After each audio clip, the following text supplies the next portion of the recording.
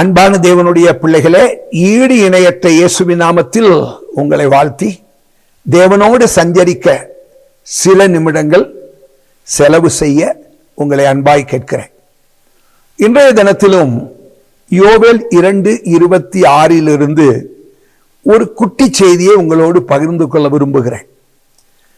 அது அற்புதமான வாக்கு தத்துவம். என் ஜனங்கள் ஒருபோதும் வெட்கப்பட்டு போவதே இல்லை. நாம் எப்பொழுது வெட்கத்துக்கு உள்ளாக்கப்படுவோம், வெட்கப்பட வேண்டிய நிலைமைகள் எப்பொழுது நம்முடைய வாழ்க்கையில வரும் என்று காத்திருக்கிற உலகம். ஏதோ ஒரு சூழ்நிலையில நம்ம வெட்கப்பட்டு விட்டால், வெட்கப்பட வேண்டிய நிர்பந்தம் ஏற்பட்டு விட்டால் அதை கண்டு குதூகலிக்கிற உலகம் இது. அதற்காகவே நமக்கு என்று சிலர் இருக்கிறார்கள். ஆண்டவர் சொல்லுகிறார், நீ பயப்படாத, என் ஜனமாக மட்டும் நீ இருந்தா நீ ஒருபோதும் வெட்கப்பட்டு போக வேண்டிய நிலைமையில நான் உன்னை விட மாட்டேன். ஆனால் நீ என்னுடைய ஜனமா இருக்கணும்.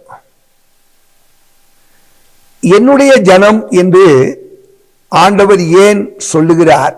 ஒரு நாளிலே நீங்களும் நானும் அந்நியர்களாக இருந்தோம், பரதேசிகளாக இருந்தோம், அடிமைகளாக இருந்தோம்.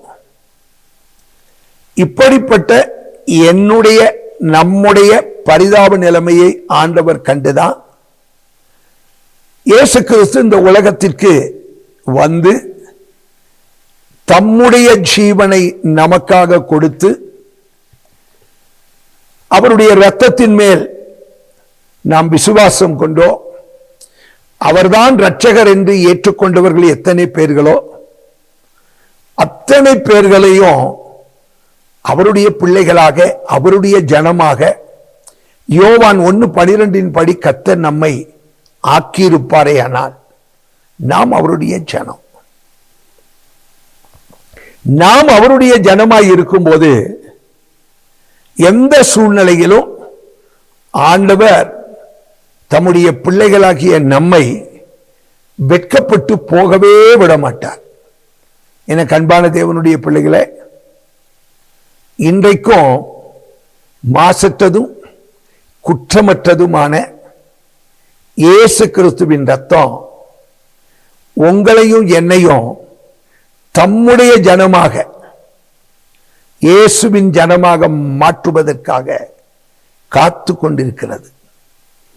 நீங்க அவருடைய ஜனமாக மாத்திரம் அவருடைய கிரயமாகிய இரத்தத்தினாலே மீட்கப்பட்டு உங்க பாவங்கள் மன்னிக்கப்பட்டு விட்டால் நீங்க அடிமைகள் அல்ல, நீங்கள் அந்நியர்களும் அல்ல, நீங்கள் பரதேசிகளும் அல்ல, அவருடைய ஜனம்.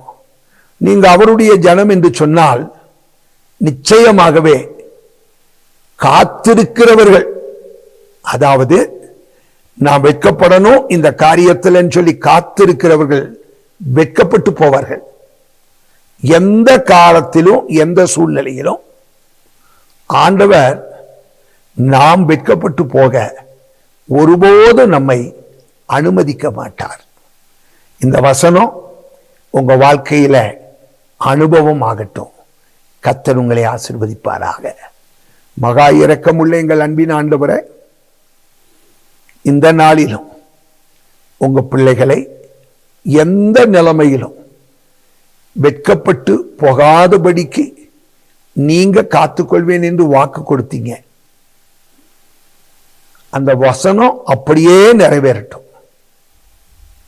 யார் யார் இந்த சூழ்நிலையில நாம் வெட்கப்பட்டு போய்விடக்கூடாதுன்னு சொல்லி பயந்து இருக்கிறாங்களோ அவர்கள் இயேசுவின் இரத்தத்தினாலே கழுவப்பட்டு கிரயமாய் சிந்தப்பட்ட இயேசுவின் இரத்தத்தினாலே அடிமைத்தனங்களில் இருந்து மீட்கப்பட்டு, இயேசுவே உங்க பிள்ளைகள் உம்முடைய ஜனமாக மாறி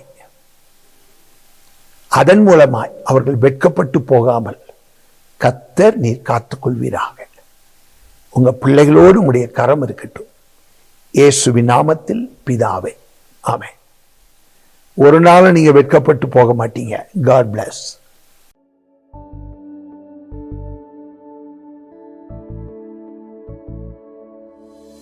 உன்னதமானவரே, என் உறைவிடம் நீர்தானே. உன்னதமானவரே, என் உறைவிடம் நீர்தானே. உயர்த்துகிறேன், வாழ்த்துகிறேன், வணங்குகிறேன்.